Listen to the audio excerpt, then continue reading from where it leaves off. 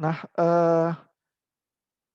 sebelum kita masuk ke Amina Wadud ya, yang luar biasa interesting, saya pengen tunjukin beberapa bagian dari papernya Abdullah Said ya, yang menunjukkan ya bagaimana Cak Nur dan Gus Dur itu beristihad ya dengan apa topik-topik tertentu begitu ya dan bacaan-bacaan teks Quran tertentu. Saya rasa ini penting ya karena kalau baca contoh-contoh spesifik ya, kita jadi lihat detil-detilnya. Oh kalau apa menghandle teks ya, eee, ruang geraknya bagaimana ya melakukan ijtihad itu yang dicontohkan oleh Cak Nur dan Gus Dur ya. Jadi, bisa sangat interesting dan menolong kita juga kali ya kalau kita harus, tafsir teks-teks tertentu juga begitu ya. Nah, ini ya di halaman 285 ya. Di bagian yang ini Abdullah Said itu menunjukkan ya bahwa, menurut Cak Nur, Quran itu tidak muncul di dalam vakum ya. Mungkin ini kalau menurut komentarnya Pak Michael, ya inilah mungkin ya, ciri khasnya posmo ya, bahwa melihat segala sesuatu itu terjadinya nggak dalam vakum. Ya kita selalu sebenarnya ada perspektif, konteks, historical tertentu yang mendorong kita kepada, cara pandang tertentu itu, begitu ya. Nah, for this reason, if one is to understand the Quran, one must study the context. Ya jadi, kesadaran terhadap konteks ini, muncul begitu ya. Bagaimana ayat itu terjadi di dalam konteksnya. Dan konteks ini ya, dimengerti bukan cuman sebagai asbab al-nuzul. Ya jadi sebenarnya, umat muslim yang tradisional kalau baca Quran udah ada kebiasaan asbab al-nuzul ini. Ya tapi asbab al-nuzul ini, biasanya secara sempit dimengerti sebagai, apa, occasion of revelation ya, kejadian yang mendahului turunnya ayat tersebut. Gitu ya misalnya, ada ayat yang tentang Zainab ya, Muhammad menikahi Zainab. Lalu ayat yang terkenal yang kita baca bolak-balik itu karena melibatkan wanita dan poligami itu dari Anisa ya, itu ada konteksnya persoalan dengan, apa, gadis yatim gitu ya. Sehingga, itu adalah occasion di mana menyebabkan turunnya ayat tertentu itu untuk memberikan guidance begitu ya, itu asbab al-nuzul itu begitu. Tapi buat Cak Nur, di sini ya tertulis, itu lebih luas lagi. Ya konteks itu buat Cak Nur itu artinya juga cultural, ya artinya budaya, artinya juga politis begitu ya, kondisi politikal pada saat itu, kondisi ekonomi, sosial, legal, moral konteks ya. Jadi keseluruhan historical konteksnya ini menurut Cak Nur, adalah, yang kita harus cermati di dalam tafsir. Bukan cuman sekedar semacam kejadian dekat. Kenapa ayat itu turun ya, yang secara tradisional udah dilakukan sebenarnya di dalam pembacaan tradisi, eee, tafsir Quran ya, asbab al-nuzul ini. Tapi, Cak Nur memperluas lagi ya. Jadi although traditionally asbab al-nuzul are taken to mean the specific occasion on which a verse or verses were revealed, according to him, they should be taken to mean instead the context of the revelation. Terus Abdullah Said memberikan buktinya ya, kutipan langsung ini ya yang, di mana Cak Nur itu bilang, asbab al-nuzul itu, eee, sebenarnya bukan cuma specific occasions of revelation, but also the cultural environment, begitu ya. Jadi di dalam kutipan langsung ini ya, Cak Nur tuh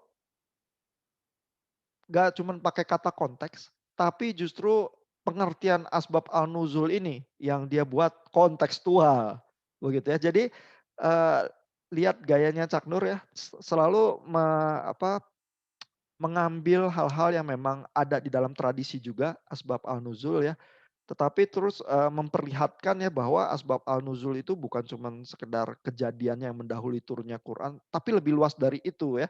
Jadi ada move modernisnya ya, memperlihatkan konteks itu mungkin, apa, yang dipelajari dari Fazlur Rahman gitu ya. Tapi dia pakai, hal-hal yang secara tradisi udah dipahami juga, yaitu asbab al-nuzul ya, untuk mulai menjelaskan soal konteks itu, begitu ya.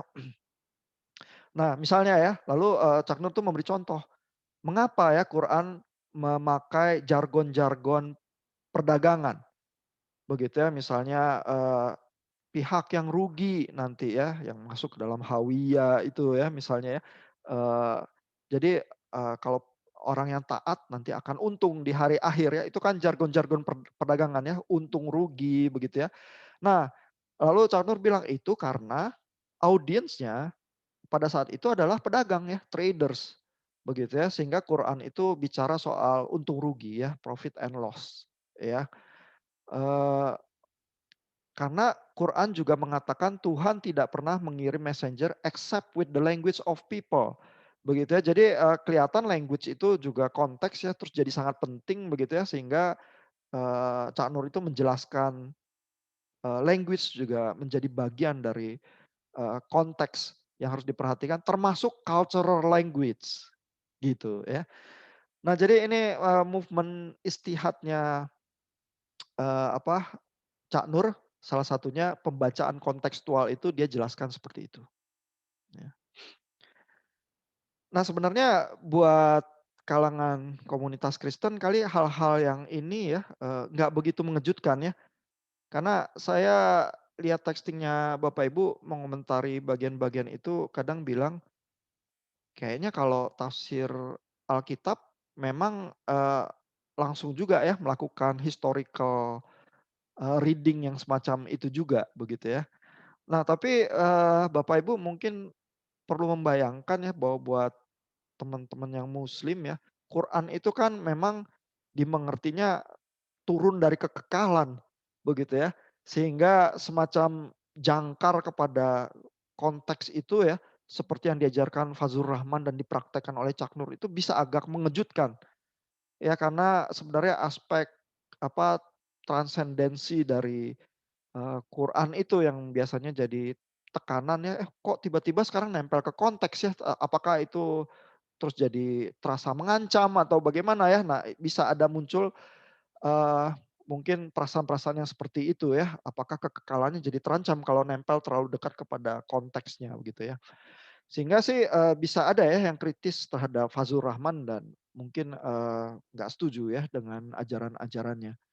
Kalau di kekristenan, Alkitab memang dari awal, dipahaminya cenderung inkarnasional ya, bahwa memang pewahyuan itu Roh Kudus itu tidak meniadakan, apa, pribadi dari si penulis Alkitab, sehingga penulis Alkitab memang pakai, hal-hal pribadi, pilihan katanya dan sebagainya, tetapi di dalam tuntunan Roh Kudus untuk menuliskan ayat-ayat Alkitab itu gitu ya. Jadi jejak konteksnya juga jelas dari awal di dalam pemahaman apa, doktrin pewahyuannya gitu. Sedangkan Quran kan, kita tahu agak berbeda ya, sehingga menghadapi juga pergulatan tertentu ya kalau tiba-tiba pembacaannya jadi, lebih kontekstual gitu ya. Kalau spesifik dari Fazlur Rahman apa Cak Nurnya itu ada pembelaan tertentu nggak Pak dari kacamata doktrin wahyunya, doktrin pewahyuannya? Iya, bisa dibaca langsung ke teksnya Fazlur Rahman sih ya, cukup terkenal. Ya, cuman kita nggak ambil ya untuk di kuliahan kita. Bapak Ibu baca baca nggak ya kemarin ya? Saya agak lupa kadang-kadang chapter mana yang saya kasih ke Bapak Ibu untuk baca. Abdullah Said memberikan komentar ya, bahwa, eee, level-level pemahaman doktrin pewahyuan Quran itu juga ada levelingnya itu. Jadi memang ada Alkitab yang ada di surga, lalu turun dan yang pasti teks yang sifatnya huruf dan fisiknya itu kan memang kontekstual dan ada di bumi begitu ya. Nah jadi, apa, gradasi, eee, eksistensi Quran itu yang dipakai untuk menjelaskan, dilema ketegangan itu sih. Dan dilema ketegangannya kan sebenarnya secara historical disaksikan juga oleh sejarah ya. Pertarungan perdebatan antara Mu'tazilah dan Asy'ari itu, ya kan. Itu persoalan kok firman kekal, apakah akan mengancam juga kekekalan ilahi begitu ya. Eee, itu di level surgawi itu perdebatannya. Tapi sekarang, di zaman yang lebih, ke belakang ini perdebatannya jadi di level kontekstual ya, memahami tafsir secara kontekstual itu jadi, diizinkan atau tidak dan seberapa bisa kita terima gitu ya. Perdebatannya ada di level ini ya, konteks, dunianya justru. Nah jadi, penjelasannya mungkin seperti itu sih. Saya rasa Abdullah Said berusaha ya menangkap yang dikatakan Fazlur Rahman ya, secara lebih simpatik ya. Tapi kalau mau tahu bagaimana Fazlur Rahman mengartikulasikan sendiri pembelaannya harus harus lihat teksnya ya secara detail.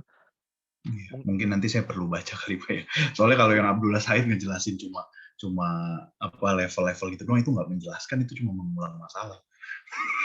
kurang kurang puas ya, Pak, ya? Iya, ya iya terus so what gitu maksudnya Iya iya belum iya. menjelaskan apa-apa. Ya Tapi ya mungkin anyway nanti saya coba baca itu. Thank ya you, Pak. ya mungkin saya juga harus, ambil teksnya Fazlur Rahman lain kali kalau kuliah serupa ya di masa depan mungkin bisa produktif juga. Kalau Bapak Ibu mau membayangkan ya, perdebatannya bisa serumit perdebatan kristologi itu sendiri ya.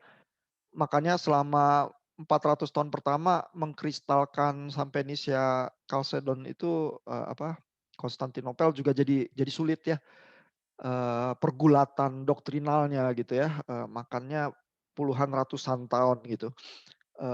Jadi kalau katakanlah mendengar, penjelasan tertentu terhadap pemahaman itu terus masih nggak puas, saya rasa agak normal juga sih karena bisa serumit itu juga perdebatannya ya. Kita lihat lagi ya dari teks, yang ini ya, saya pengen nunjukin, eee, nah ini bagian dari, persoalan, poligami ya. Jadi, kembali area-area yang ada di periferal doktrinal itu ya, sering menjadi tempat pergulatan ijtihad ya. Nah ini kebetulan kutipan dari Cak Nur ya, diambil di halaman 286 ya, soal poligami ya. Jadi karena pembacaannya melibatkan konteks kultural juga ya dan situasi di Arab, eee, maka menurut Cak Nur ya, memahami konteks seperti untuk perbudakan dan poligami, kita harus melihat konteks budaya itu juga, begitu ya. Terus di sini, ditulis, "Some people say that Islam allows people to marry up to four wives, but actually the other way of reading is possible." Gitu ya. Jadi pembacaan Cak Nur itu, terbalik ya, bukan Islam mengizinkan, pernikahan sampai 4 istri, melainkan Islam allows only up to four ya, Islam itu cuma mengizinkan sampai 4 dan karena pada saat, Muhammad number-nya sebenarnya unlimited ya dan, sebenarnya Quran itu membuat restriksi, jangan unlimited dong ya, tapi, restricted sampai maksimum 4 aja. Ya, sehingga tendensinya adalah reduksi, ya katanya Cak Nur ya, dan bukan allowance ya, bukan, dari satu terus, oh kalau gitu boleh 4 gitu ya, penambahan, bukan ya, sebenarnya reduksi, tadinya unlimited, sekarang direduksi jadi 4 ya. Tetapi kata Cak Nur, jika reduksi itu terus berlanjut secara progresif ya, maka idenya adalah ujungnya satu istri, gitu ya. Jadi caranya Cak Nur membaca, soal poligami itu seperti itu. Ya jadi, seolah-olah Cak Nur tuh mau bilang, sebenarnya prinsipnya Quran, ya adalah ya satu istri, ya. Tapi karena memang konteksnya itu tidak mengizinkan ya hal seperti itu, kita harus lihat konteks aslinya begitu ya. Itu sebenarnya tadinya unlimited, ya itu tuh udah direstriksi jadi 4 gitu ya. Sehingga mungkin kalau ini ya, kalau dibicarakannya demikian, kita bisa teringat persoalan itu ya, Musa mengeluarkan surat cerai itu ya, bahwa kalau ditanya, "Kenapa Musa keluarin surat cerai ya? Berarti boleh dong?" Itu ya, Yesus jawabnya, "Ya sebenarnya nggak boleh ya, apa yang udah dipersatukan Tuhan nggak boleh dipisahkan oleh manusia." Tapi Musa mengeluarkan surat cerai karena, "Kamu tegar tengkuk," begitu ya, keras kepala gitu. Jadi makanya pakai surat cerai ya, yang masih bisa di konteksnya gitu ya. Nah, jadi pembacaan Cak Nur itu seperti itu, ya. Nah, nanti kita lihat lagi ya cara-cara Amina Wadud ya, karena dia wanita ya, dia lebih tajam lagi sih di bagian-bagian itu ya. Nah, saya pengen kasih tunjuk, persoalan pluralitas ya, minggu lalu Pak Michael tanya ya, apakah persentuhan pluralitas di Indonesia itu menghasilkan sesuatu yang apa, unik ya di dalam gaya tafsir, yang neomodernis ini ya. Nah, ini ada contohnya nih, halaman 291 ya.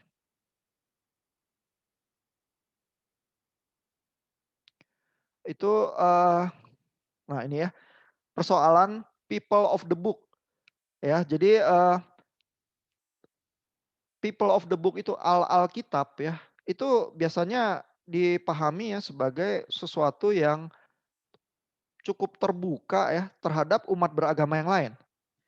Nah, tetapi kan yang dipahami sebagai Alkitab adalah Nasrani dan Yahudi. Ya, misalnya Hindu kan enggak, Buddha kan di luar scope. Ya, at least di dalam apa teks asli Quran tampaknya sih tidak mengarah ke Buddha atau Hindu. Ya, tetapi bagaimana ya kalau hidup di Indonesia? Begitu ya, kan Indonesia, 5 agama yang diakui ya, bukan cuman, Nasrani dan Yahudi begitu ya. Nah, jadi di dalam pembacaan ini ya, Cak Nur itu memperluas ya, pemakaian istilah Alkitab ini ya, dengan kepada bahwa di dalam zaman Khalifah Ali, begitu ya, rupanya Alkitab itu diperluas ya cakupannya sampai juga, include ini Zoroastrian. Ya, Zoroaster ini, eee, dianggap termasuk ke dalam people of the book. Ya, sehingga dengan cara demikian, Cak Nur tuh menunjukkan, ini loh, bisa loh ada perluasan konteks ini. Sehingga Alkitab itu bisa ada tafsir yang diperluas, paling tidak ditunjukkan dari zaman Khalifah Ali begitu ya. Sehingga bisa juga di dalam konteks kita sekarang di Indonesia diperluas hingga bisa include Hindu, Buddha, Konfusius dan Taois begitu ya. Dianggap adalah, religion yang punya kitab, begitu. Ya, dan ini terus ada kutipan langsungnya ya. Ini kan, apa, klaim-klaim yang sangat bisa kontroversi semacam ini, di dalam paper biasanya selalu harus dikasih kutipan langsungnya, sehingga membuktikan bahwa Cak Nur memang bilang begitu ya, ini bukan Abdullah Said yang ngomong saja gitu ya. Ini loh buktinya, Cak Nur bilang begitu ya. Jadi ini, bagian yang dikutip ya, dari tulisannya Cak Nur ya, bahwa secara tradisional Alkitab memang merefernya ke eee, Christians dan Jews ya, Nasrani dan Yahudi. Nah, tetapi ada bukti-bukti ya bahwa, Zoroastrian itu juga dianggap bagian dari Alkitab ya, ada kejadian di mana Umar ya mengumpulkan ini, sahabat-sahabat di Madinah dan berkata ya bahwa, "I still don't know what to do with these Zoroastrians. Are they pagans? Should we force them to become Muslims? Or are they people of the book? I don't know," ya. Umar, mempertanyakan hal ini, tetapi Ali itu menjawab ya. Ali said, "I heard the prophet saying that the Zoroastrians are all Alkitab." Gitu ya. Jadi ini ada tafsir yang lebih luas daripada tafsir yang biasanya bahwa cuma Nasrani sama Yahudi begitu ya. Jadi dengan cara demikian, Cak Nur itu memperlihatkan bahwa pluralitas itu mungkin begitu ya, memperlakukan agama-agama lain yang ada di Indonesia itu sebagai bagian dari Alkitab juga, gitu. Ya. Ya, itu bagian-bagian yang saya ingin tunjukin ya dari papernya Abdullah Said supaya Bapak Ibu punya contoh-contoh konkret ya, gimana sih Cak Nur itu kalau melakukan ijtihad ya, pembacaan-pembacaan yang semacam itu. Saya boleh make sure satu hal nggak Pak? Iya Pak, Tadi urutannya, cara ngomongnya si siapa yang Umar ya, iya Khalifah Umar. Umar ya. Mhm. Itu cara ngomongnya, apakah mereka, apakah kita harus menuntut mereka jadi Muslim ataukah mereka people of the book? Betul. Jadi maksudnya kalau people of the book nggak usah dijadiin Muslim. Betul, itu implikasinya, Pak. Jadi artinya kalau people of the book itu dianggapnya di dalam ayat-ayat Quran kan juga turun dari tradisi kenabian yang sama ya, karena dari Abraham, terus ada nabi-nabi, eee, cuma memang Nabi Muhammad dipahami sebagai, nabi yang terakhir ya, the seal of the prophet begitu ya. Nah, jadi kalau masuk ke dalam Alkitab begitu ya, artinya dengan kata lain ini sebenarnya seperti saudara dekat gitu ya, masuk ke dalam kelompok tradisi kenabian yang sama gitu. Nah, tentu masalahnya adalah Alkitab itu dipahaminya ya, Nasrani dan Yahudi tadinya. Ya, tapi begitu ada pertanyaan itu Umar terhadap Ali itu yang diajukan oleh Cak Nur begitu ya dan memperlihatkan bahwa, oh Zoroastrian bisa juga masuk begitu ya.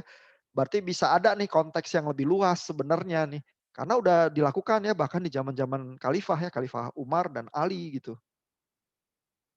Ya. Interesting Pak Rainer menangkap nuansa itu. Memang begitu Pak nuansanya di Quran. Thank you, Pak. Ya. Ya, jadi sebenarnya juga fondasi untuk semacam hidup yang bertoleransi ya, atau hidup yang berdampingan di dalam pluralitas, paling sedikit dari kacamata Cak Nur ya, itu landasannya adalah Alkitab itu. Bahwa semua umat beragama itu somehow adalah bagian dari people of the book itu ya. Sehingga tidak perlu ya saling memaksa untuk jadi convert ke Islam ya, di dalam teks yang barusan kita baca bunyinya sih seperti itu ya. Nah, kita coba lihat ke teks-teksnya Aminah Wadud ya. Ini teksnya Aminah Wadud sangat interesting ya, mungkin untuk Bu Fani luar biasa interesting. Di bagian awal memang bicara soal derajat begitu ya, darajah itu istilah yang dipakai gitu ya. Tapi saya pengen langsung nunjukin ke bagian agak ke belakang ini ya, soal poligaminya ya, ayat dari Anisa itu yang dia berusaha tafsirkan ya, supaya kita langsung lihat secara konkret gimana movement tafsirnya Aminah Wadud begitu ya. Nah, ini ya misalnya di bagian poligami ini, ada komentar ya. The marriage of subjugation at the time of Revelation was premised on the need for females to be materially provided by some male ya. Jadi Aminah Wadud itu sama seperti Abdullah Said ya, melihat juga beberapa tafsir modern di dalam chapternya yang Bapak Ibu udah baca ya, melihat bahwa bagian dari konteks ayat Quran itu yang cukup penting adalah eee, kenyataan bahwa di zamannya wanita itu harus disupport secara material, secara finansial oleh laki-laki. Ya, sehingga kondisi kontekstual masyarakat pada saat itulah yang menyebabkan ayat itu bunyinya seperti itu ya, sehingga membuka pintu untuk poligami ya. The ideal male for a female child was the father and for the adult female the husband. Ya, jadi untuk female di masyarakat dan zaman itu ya, harus punya ideal male dan ideal male-nya itu adalah ayahnya atau kalau udah dewasa suaminya. Begitu ya, sehingga perspektif ekonomi ini terhadap pernikahan ya, itu harus juga dicermati ya ketika kita misalnya menafsir soal poligami gitu yang dia katakan ya. Lalu dia mengutip ayatnya nih ya, An-Nisa ayat 3 ya, soal anak-anak yatim itu. Ya yang Bapak Ibu waktu pertama kali baca An-Nisa langsung jadi pertanyaannya ini gimana memahaminya ya, konteks anak-anak yatim ini saya nggak paham ini gitu ya. Nah, ini udah beberapa kali juga kita bahas, jadi mestinya udah lebih paham ya karena Bapak Ibu baca komentar Abdul Halim juga. Nah, tapi di sini lebih tajam lagi Amin Nawadud mengomentari ya. Jadi di sini Wadud itu bilang ya, memang salah satu solusi untuk mencegah mismanagement pada saat itu ya, supaya tidak menindas lah ya anak-anak yatim itu ya adalah dinikahi ya. Nah tapi rupanya ya kalau dinikahi kan itu jadi istri, jadi keluarga terdekat gitu ya. Jadi kan nggak mungkin di-abuse gitu ya harusnya. Tapi rupanya memang terus ternyata bisa ada abuse tertentu juga karena ini kan saya misalnya apa, pernikahan itu dipikirnya dilakukan ya cuma demi ada apa, properti, anak-anak yatim itu yang ingin direbut gitu ya. Wah, jadi pernikahannya luar biasa kacau nanti begitu ya. Sehingga ayat ini tuh muncul sebagai proteksi ya terhadap, praktek yang semacam itu sebenarnya ya.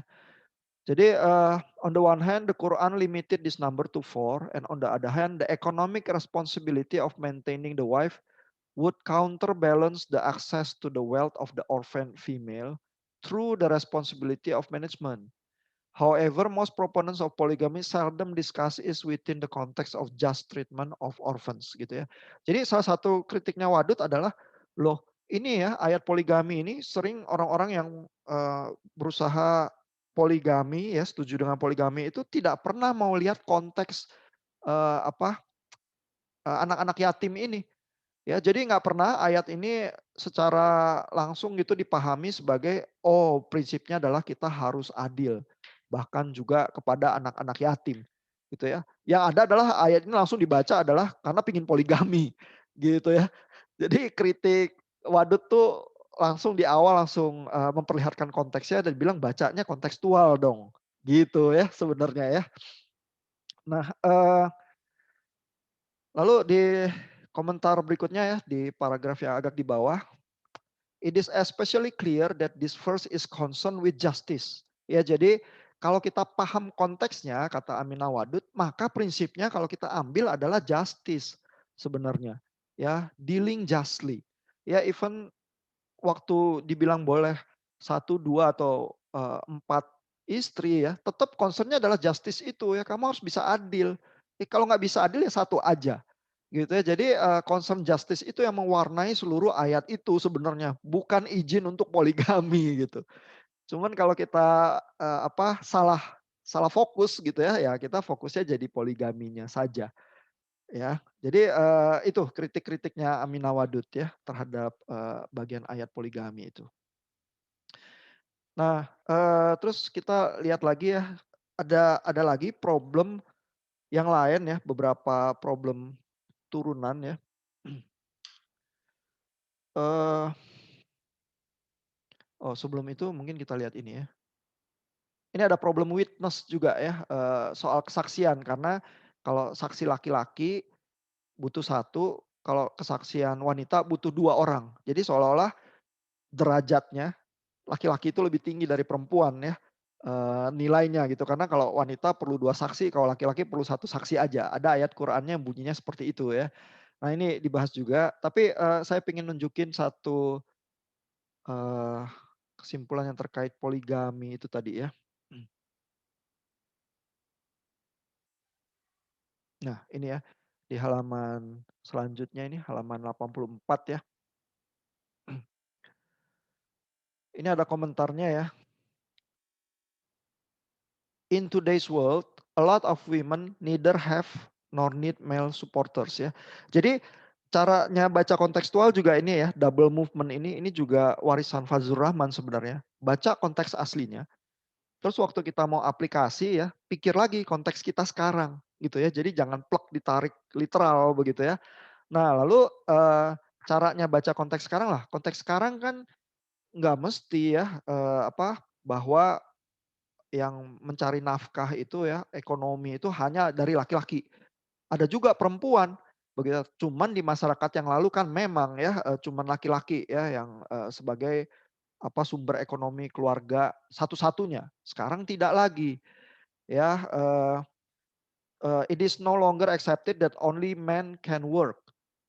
Do work or are the most productive workers in all circumstances. Ya jadi kalau konteks kita berubah, maka aturan prinsip itu juga harus sesuai dengan konteks kita. Begitu ya argumennya Wadud dan zaman sekarang, bukan cuma laki-laki ya, wanita juga kerja di luar rumah, ada penghasilannya dan juga mensupport keluarga begitu ya. Sehingga, jangan pakai itu sebagai, apa, izin untuk poligami, begitu ya.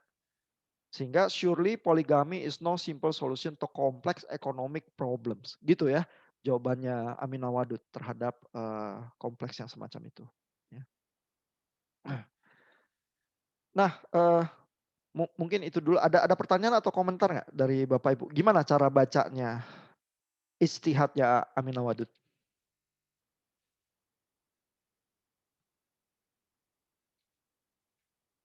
Oke. Misalnya ya kalau kita diskusikan ayat Alkitab ya yang dari Paulus ya, eee, yang ada perempuan sebaiknya, jangan mengajar laki-laki ya. Terus, tafsirnya jadi kalau zaman sekarang, ya udah memang yang punya otoritas kepemimpinan gereja ya laki-laki, wanita nggak boleh, gitu ya. Kan ada juga ya yang menafsir seperti itu ya. Nah kira-kira bisa nggak ada pembacaan kontekstual? Gimana menurut pendapat Bapak Yang Ibu? yang pernah saya dengar sih Pak, kecuali katanya kalau nggak salah, kecuali tidak ada laki-laki yang sanggup memimpin gitu. Kalau nggak salah seperti itu. Cuma saya berpikir itu bukannya justru apa ya?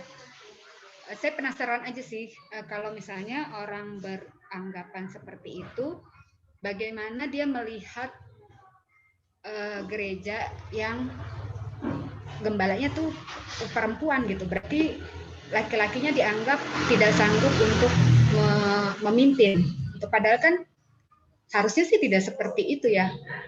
Maksudnya tuh ya itu sih masih bingung sih ya.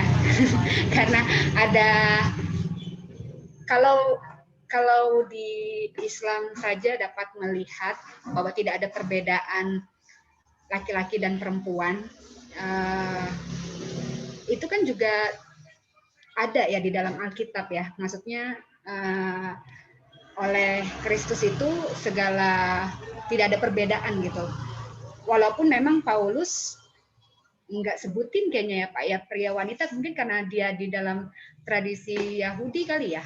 Ada Bu, Galatia Ada ya? 3. Iya, di dalam Kristus tidak ada lagi laki-laki dan Ya wanita, itu budak, orang merdeka, orang merdeka Yahudi, ya. Yunani, ya kan? Nah itu Eksplisit Bu. makanya kok kita bisa ada penafsiran yang seperti itu ya, agak ini sih membingungkan, tapi kata yang pernah saya dengar itu kecuali kalau tidak ada laki-laki yang dianggap sanggup memimpin gitu baru boleh wanita, seperti itu sih Pak. Cuma masih banyak pertanyaan sih. Ya, itu ayatnya dari 1 Timotius 2 ayat 12 ya, kalau nanti penasaran bisa lihat. Dan di ayat-ayat itu di 1 Timotius 2, 12 dan seterusnya sih nggak ada ya kualifikasi bahwa oh itu kalau dilakukan kalau nggak ada pemimpin laki-laki yang bisa.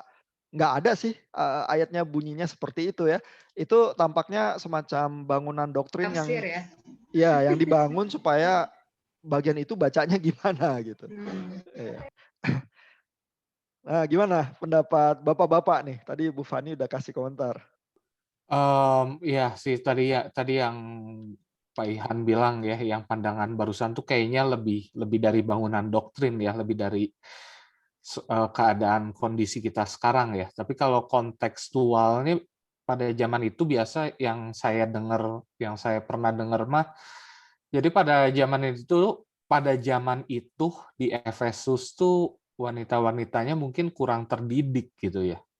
Mereka tuh kurang terdidik gitu. Oleh karena itu, jika mereka berdiri di atas mimbar, itu tuh mungkin malah jadi beban gitu.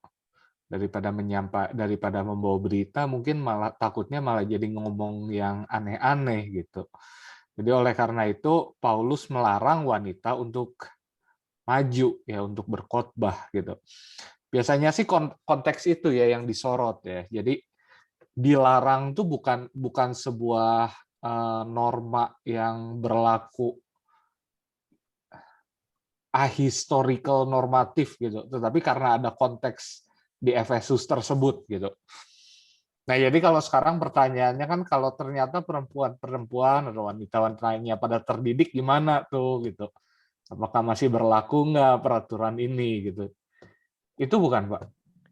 Yang saya Pakai tahu Seksual. juga Pak, itu apa tuh bukan nggak terdidik, tapi ada pengajar-pengajar sesat yang wanita itu mereka berbicara itu apa ya? Ya namanya bawa sesuatu yang menyesatkan kan. Makanya Paulus suruh diam, tapi bukan berarti wanita nggak boleh bicara. Sebenarnya kan ada konteks itu.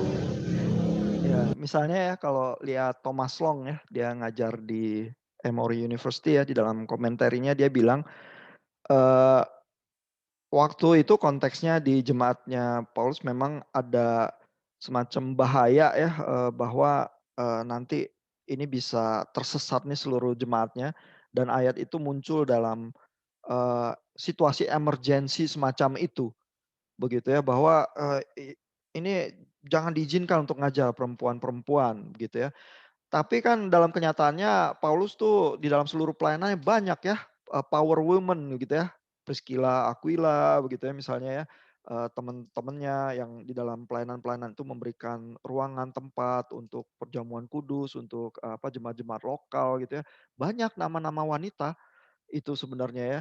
Tapi di dalam konteks khusus di ayat itu bahaya yang mengancam itu besar ya, sehingga Paulus tuh tarik emergency rem begitu ya. Tapi itu bukan prinsip umum yang harus berlaku untuk selamanya, bahwa di dalam kekekalan memang ditentukan laki-laki itu yang boleh memimpin, wanita enggak gitu ya. Nah jadi tafsirnya Thomas Long misalnya seperti itu ya. Tapi bahwa yang dikatakan Pak Michael ya, bahwa di dalam zaman kuno semua wanita itu lebih kesulitan akses pendidikan dibanding laki-laki, itu generally benar. Ya karena memang pendidikan itu disediakannya untuk laki-laki gitu. Wanita nggak bisa akses kecuali dia bangsawan ya, kecuali dia masuk biara begitu ya. Nah jadi pada kenyataannya wanita secara umum memang lebih kurang terdidik ya daripada yang laki-laki. Ya sehingga kalau posisi kepemimpinan memang banyak laki-laki di dalam budaya patriarkal semacam itu memang satu kewajaran. Terus masalahnya zaman sekarang kalau konteksnya wanita memang juga udah berpendidikan sama dengan laki-laki begitu ya. Terus di gereja juga memang banyak wanita yang dengan sangat baik ya diberikan talenta untuk mengajar begitu ya. Kenapa jadi harus dilarang berdasarkan gender, kan pertanyaannya jadi gitu ya.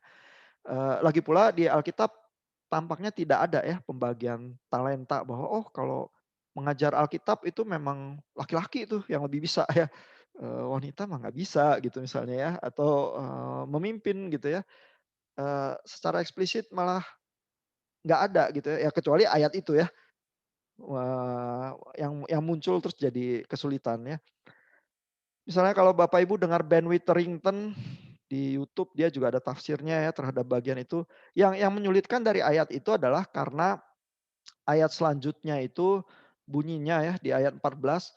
Lagi pula bukan Adam yang tergoda, melainkan perempuan itulah yang tergoda dan jatuh ke dalam dosa. Gitu ya. Jadi seolah-olah ayat ini tuh karena mengacunya juga ke kejadian ya, ke Adam dan Hawa gitu ya. eh, Sering diambil sebagai memperlihatkan semacam esensi substansi ya yang membedakan laki-laki dengan perempuan gitu ya, karena mengacunya kepada sesuatu yang dikekekalan begitu ya. Nah itu yang kadang menyulitkan itu ya. Jadinya konteksnya itu jadi terabaikan ya. Kita rasa itu ayat itu karena mengacu kepada sesuatu yang dikekekalan harus kita ambil literal gitu ya. Nah, dilema semacam itu tuh. Soalnya argumennya yang muncul di ayat berikutnya seperti itu ya, ngacunya ke kejadian gitu ya, ke penciptaan itu sendiri begitu ya. Seolah-olah secara esensi ada perbedaan yang mendasar ya antara laki-laki dan perempuan gitu.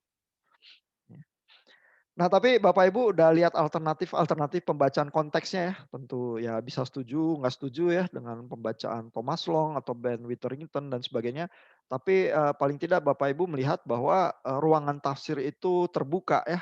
Tinggal sebenarnya bagaimana mau melakukan gerakan tafsirnya ya. Kalau saya komentar dikit Pak, Boleh Pak? ketika dibilang satu larangan itu ada di dalam satu konteks, Hmm. terus kita jelasin satu konteksnya, terus bilang larangan ini ada di konteks ini, itu nggak semerta-merta kesimpulannya kalau konteksnya udah berubah, larangannya nggak ada. Iya kan ya? Nah, maksud saya, ketika dibilang larangan itu udah terjadi di dalam satu konteks, dan gitu ada konteks lain, kan kita perlu ada pembuktian lain untuk membuktikan kalau larangan ini terikat sama konteks apa transkultural gitu. Nah, di dalam hal ini ya, yang kalau Kristen itu kan perdebatannya jadi arah sono kan. Makanya yang tadi kayak Pak Ilhan bilang argumennya karena kejadian, dan gitu orang argumennya ini transkultural. Nah, di kacamata yang sama, kalau di Muslim saya belum tahu sih Pak ya. Ketika dibilang perintah ini terjadi di dalam konteks, dan itu diargue konteksnya, dan itu sekarang bilang konteksnya sekarang tapi berubah. Nah, konteks berubah itu belum membuktikan kalau larangan ini nggak valid. Perlu ada pembuktian lain, kalau ini transkultural atau enggak. Menurut saya itu pembuktiannya lebih valid ya harusnya ya. Ketika bilang ini enggak terikat ini karena di situasi yang lain ternyata dia begini. Itu akan menjadi lebih valid sih. Nah, di dalam Muslim ada yang kayak gitu nggak pembuktian, misalkan dari Aminah Wadud. Dari yang tadi Bapak jelasin kan Aminah Wadud baru menjelaskan konteks terikatnya itu kan. Tapi belum menjelaskan ini terikat atau tidak terikat sama konteks. Ini transkultural atau tidak transkultural. Nah, di Aminah Wadud ada ke arah sono nggak Pak? Sebenarnya tadi yang kita baca, dia udah menjelaskan ya, Aminah Wadud itu memang movement-nya kontekstual tafsir itu kan selalu ini loh, perhatiin konteks ya. Terus kita jadi bisa memikirkan ulang ya, kalau konteksnya seperti ini sebenarnya yang terjadi adalah prinsipnya apa. Nah, prinsipnya itu yang transkultural. Dan di dalam usulan Aminah Wadud tadi prinsipnya adalah justice. Ya, karena coba dong lihat ayatnya secara lengkap ya. Kamu berlaku adil sama anak-anak gadis yatim itu. Ya, jadi kalau kamu memang nggak mau menikahi mereka ya, ya menikahi aja wanita yang lain kan gitu ya ayatnya sebenarnya bunyinya kan yang kita diskusikan panjang lebar waktu pertama kali baca An-Nisa ya. Nikahi aja gadis yang lain. Boleh 1, 2, 3 atau 4 gitu ya. Jadi menurut Aminah Wadud prinsipnya kalau kita mau bawa ke konteks sekarang keadilan. Karena baik tentang gadis yatim maupun tentang pernikahan poligaminya, concernnya terus-menerus di ayat itu yang bergulir adalah keadilan. Ya, karena bahkan kalau kamu beristri banyak begitu ya, tapi kalau kamu merasa nggak bisa berlaku adil, lebih baik kamu istrinya satu aja. Jadi kembali keadilan lagi ya, yang balik ke situ. Sehingga Aminah Wadud itu bisa sangat meyakinkan ya kalau dia bilang bahwa oh ini coba dong baca di dalam konteksnya ya dan pahami ya. Maka prinsip yang bolak-balik dikatakan itu kamu harus adil. Ya. Nah, sehingga kalau kita mau terapin ke konteks sosial kita sekarang di dalam hal pernikahan gitu ya, bagaimana menerapkan keadilan itu dalam pernikahan modern? Apakah poligami itu solusinya? Atau sesungguhnya monogami? Gitu pertanyaan Aminah Wadud. Nah, tapi kan Aminah Wadud baru ngomongnya kan ini terjadi di dalam konteks ini nih gitu. Dan itu dia jelasin konteksnya kan. Iya. Iya. Nah, tapi kan belum membuktikan. Dia narik prinsipnya juga. Oke. Ya, Abis tarik prinsipnya, kan belum ada pembuktian prinsip ini terikat konteks atau tidak. Oh ya, prinsip keadilan itu karena Allah Maha Adil, ya, maka itu dianggap memang menjadi bagian dari atribut ilahi juga yang memang harus dijunjung tinggi juga begitu ya, sehingga masuk akal bahwa kalau prinsip itu yang kita bawa daripada misalnya bahwa prinsipnya boleh poligami sampai 4 gitu loh yang dikritisi oleh Aminah Wadud. Iya, sebenarnya sih kalau tafsirannya sih bagi saya pasti lebih oke sih. Cuma maksudnya secara logika berpikir aja.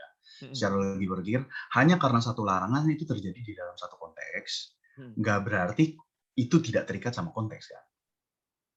Ketika mau membuktikan itu terikat sama konteks atau tidak, itu membuktikan pembuktian yang lain. Iya, jadi movementnya adalah karena kesadaran konteks itu, kita berusaha tarik prinsipnya yang memang lebih esensial dan prinsipnya memang bisa melewati waktu dan konteks yang lain begitu ya. Lalu habis itu kita kembali ke konteks kita, terus kita pikirkan lagi menerapkan prinsip itu gimana. Iya, dari situ sih saya paham Pak. Cuma maksudnya kayak di Kristen kan juga perdebatannya akhirnya ke sono. Ini udah jelas nih di Efesus konteksnya seperti apa, konteksnya gini. Betul.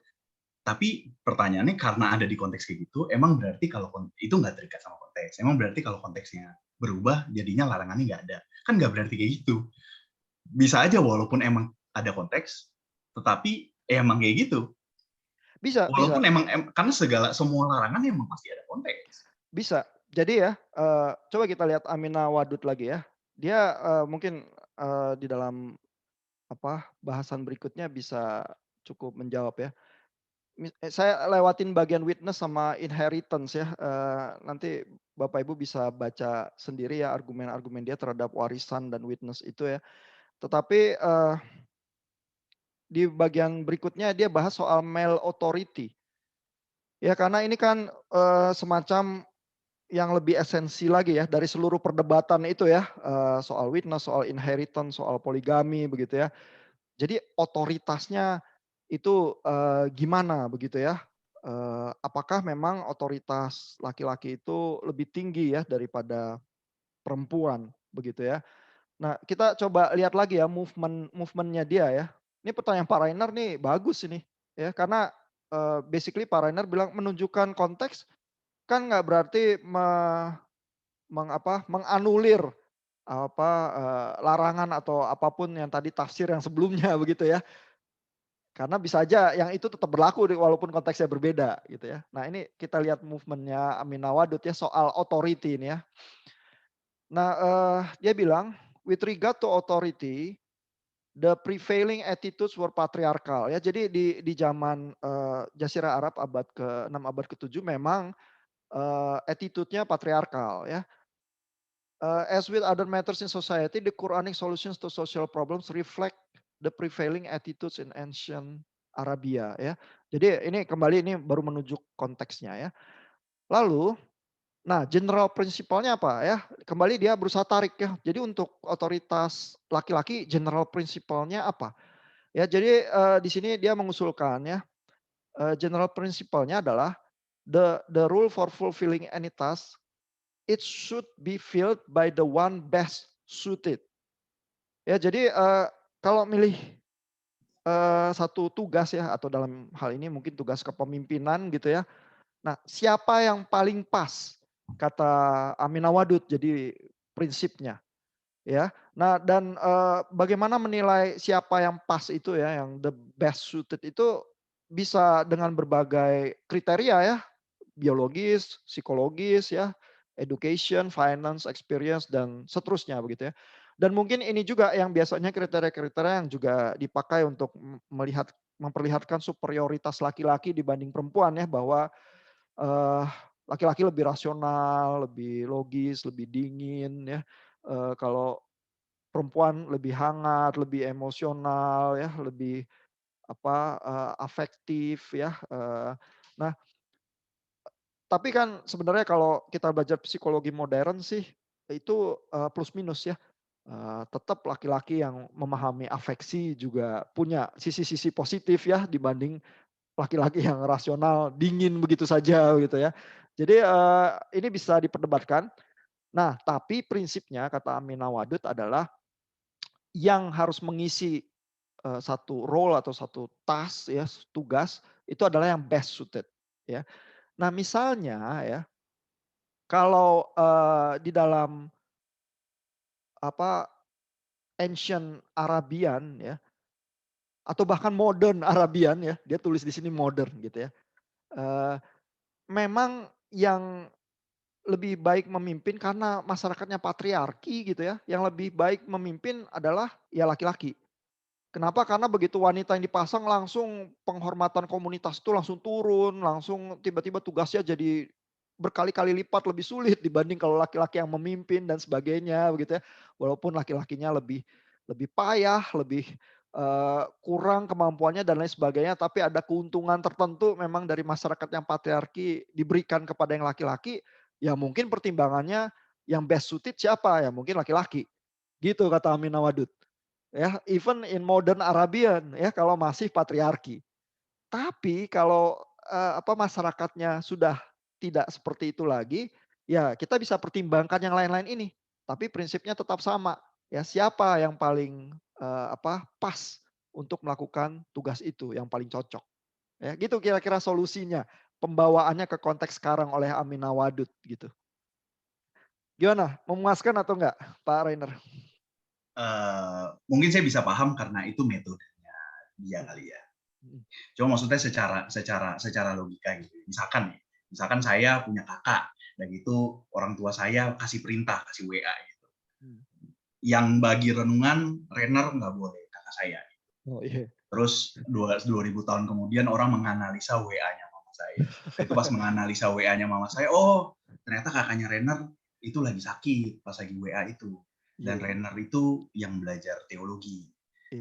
Itu konteksnya seperti itu. Terus mau ditarik prinsipnya kan, berarti yang best suited. Ya, next time kalau misalkan itu yang lain, ya berarti beda. Tapi kan nggak necessarily karena konteks kayak gitu membuktikan kesimpulan itu. Kenapa? Karena memang ketika mama saya kasih perintah dan itu ada konteks kakak saya lagi sakit, saya ingin belajar teologi, nggak berarti pas kakak saya sembuh, mama saya perintahnya berubah. Bisa aja mama saya tetap perintahnya sama. Yang bagi renungan tetap Renner. Dan katakanlah Renner perempuan ya Pak ya? Iya, misalkan kakak saya perempuan kan, konteksnya misalkan. Oh, oke. Maksudnya kakak saya mau sakit nggak sakit, mama saya tetap bisa kasih perintah yang lama. Karena itu ketika mau membuktikan perintah mama saya itu terikat sama konteksnya berubah, perintah mama saya bisa berubah, itu membuktikan pembuktian yang lain. Dan itu yang setahu saya itu yang terjadi di dalam perdebatan kekristenan. Ketika udah dibilang Efesus konteksnya seperti ini, itu perdebatannya ada ke arah ini transkultural apa enggak. Makanya yang bilang transkultural kan bilangnya pakai argumen yang Pak Ihan ngomong kan. Karena dasarnya adalah dasar penciptaan. Karena dasar penciptaan ini harusnya transkultural, mau konteksnya seperti apapun tetap berlaku. Itu yang diargue kan. Walaupun membaca Kejadian itu seberapa literal itu perdebatan yang lain lagi ya. Nah, yang bisa sama rumitnya lagi. Setuju, ya. Tapi saya mau tahu warna kesarasonnya sih. Iya. Tapi thank you Pak penjelasannya. Ya, paling tidak contoh yang di Aminawadud dia melakukannya seperti itu ya. Bahwa Aminawadud itu banyak yang tidak setuju dan banyak juga yang setuju, ya iya. Ya, artinya alternatif tafsir itu membuka peluang pemaknaan yang berbeda ya. Tapi apakah diterima oleh masyarakat atau enggak, ya memang akhirnya lewat dialog dan kehidupan itu sendiri ya nanti bagaimana penerimaannya ya. Karena sama seperti ini ya, ya Paulus juga kan berusaha menafsir perjanjian lama lagi, kisah-kisah itu di dalam konteks surat-suratnya dia ya. Apakah tafsirnya itu diterima? Banyak orang Yahudi yang terkejut juga dengan tafsirnya, tapi ada juga yang serta-merta menyetujui, terutama yang percaya kepada Yesus juga begitu ya. Nah akhirnya jadi apakah diterima komunitas terus berakar terus growing ya, itu memang bukan sekedar teknik logika tafsir lagi saja gitu ya. Tentu umat beragama biasanya melihat juga bahwa Tuhan memimpin juga ya dalam proses discerning komunitas itu ya, menerima ajaran yang mana yang dianggap baik ya, lebih mencerminkan imannya gitu ya.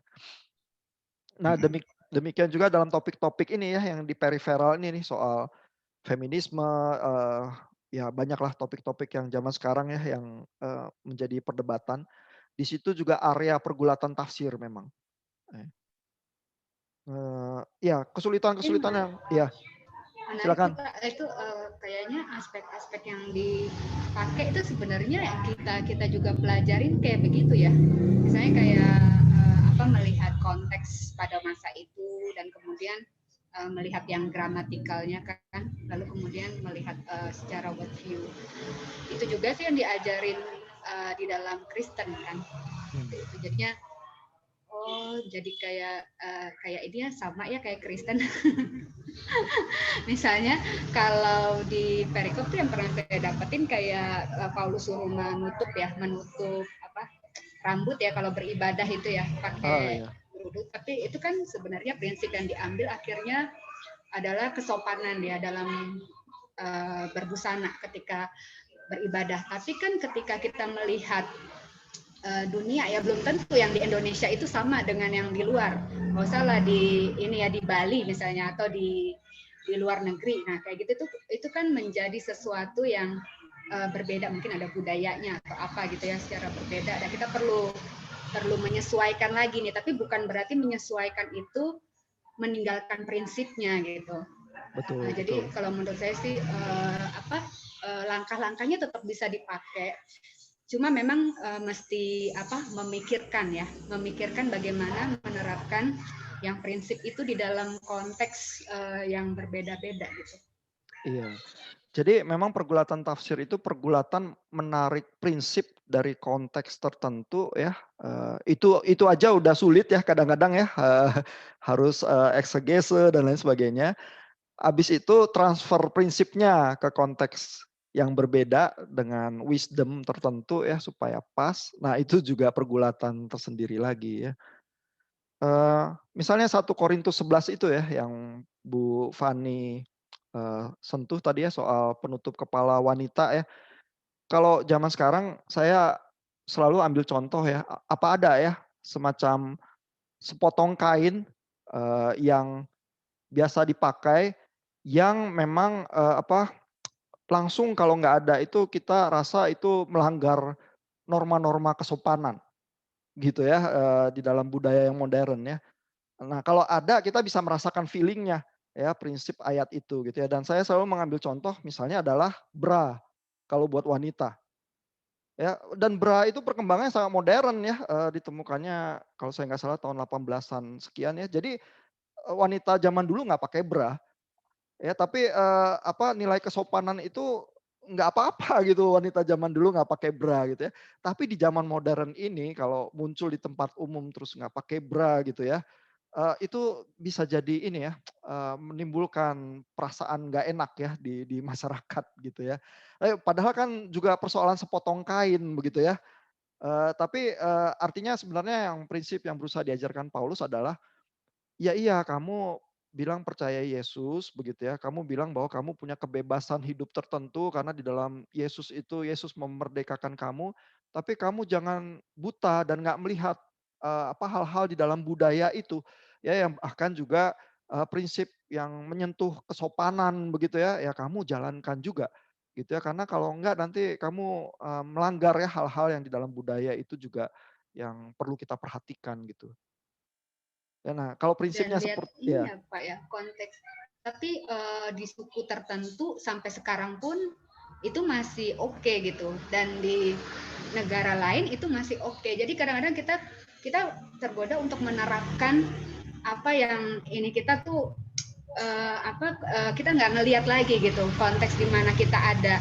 Dan juga kadang kita justru terbawa oleh menyesuaikan diri dengan tempat kita gitu. Saya ingat ada seorang staf senior itu selalu bilang kalau kita ikut camp di luar negeri, ya kita tetap orang Indonesia gitu, dan kita dengan berbusana yang rapi, kita jangan merasa nggak seperti yang lainnya gitu, karena mereka punya pemahaman yang berbeda. Nah, kadang-kadang kita tuh suka tergoda untuk menerapkan apa yang sudah kita ini tuh jadi kaku gitu, jadi kaku, nggak sesuai konteks. Iya. Saya pernah masuk ke gereja di Korea, itu semua wanitanya pakai penutup kepala. Terus kebetulan saya sama istri saya yang datang, istri saya doang satu-satunya wanita yang nggak pakai penutup kepala gitu ya. Terus kita pas udah duduk gitu terus baru perhatiin, wah semua orang pakai penutup kepala gitu ya. Kita melanggar langsung prinsip-prinsip ini ya, prinsip-prinsip kesusilaan di gereja itu.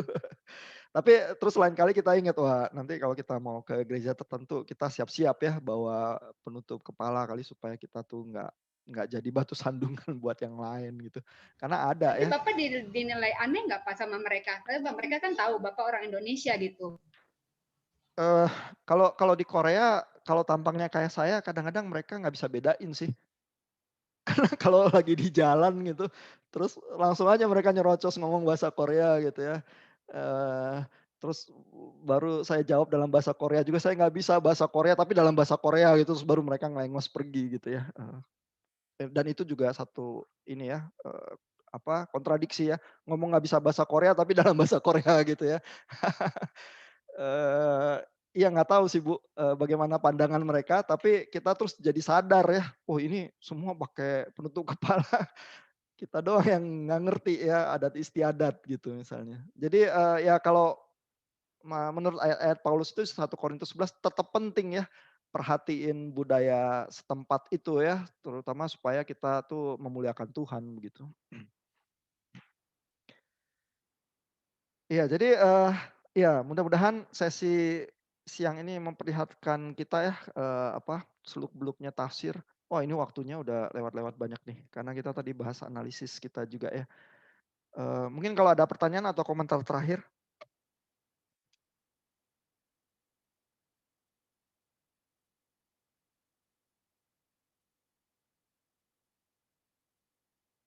Ya, nggak semua bagian ya dari Amin Nawadud atau, ini bisa kita bahas, tapi mudah-mudahan yang kita bahas memberikan gambaran-gambaran ya kalau Bapak Ibu, mendapatkan tugas tafsir tertentu, ada movement-movement tertentu yang bisa dicoba ya. Tentu supaya tafsirnya meyakinkan ya harus melakukan galian eksegese itu juga ya. Jadi PR-nya nggak dikerjain sih. Eee, karena tafsir itu bukan anything goes ya, bukan saya mau apa aja bisa jadi apa aja gitu, nggak bisa ya, harus harus grounded ya, ada prinsip-prinsipnya itu yang memang harus ada juga ya. Dan tetap belajar teologi itu ya supaya kita bisa mengolah tafsir itu dengan bertanggung jawab ya, bukan supaya asal kita mau apa terus jadi apa gitu ya, kalau gitu nggak usah belajar aja ya, langsung aja ke jalanan gitu terus tafsir sembarangan. Iya. Oke, terima kasih. Jadi ntar kita ketemu lagi minggu depan ya, bacaan yang tersedia dari Profesor Kesia Ali dan Nina Nurmila, topik-topik yang mirip, jadi mudah-mudahan Bapak Ibu lihat lagi ya contoh-contoh yang bisa bermanfaat bagaimana melakukan tafsir itu ya secara konkret dengan ayat-ayat yang spesifik, ya.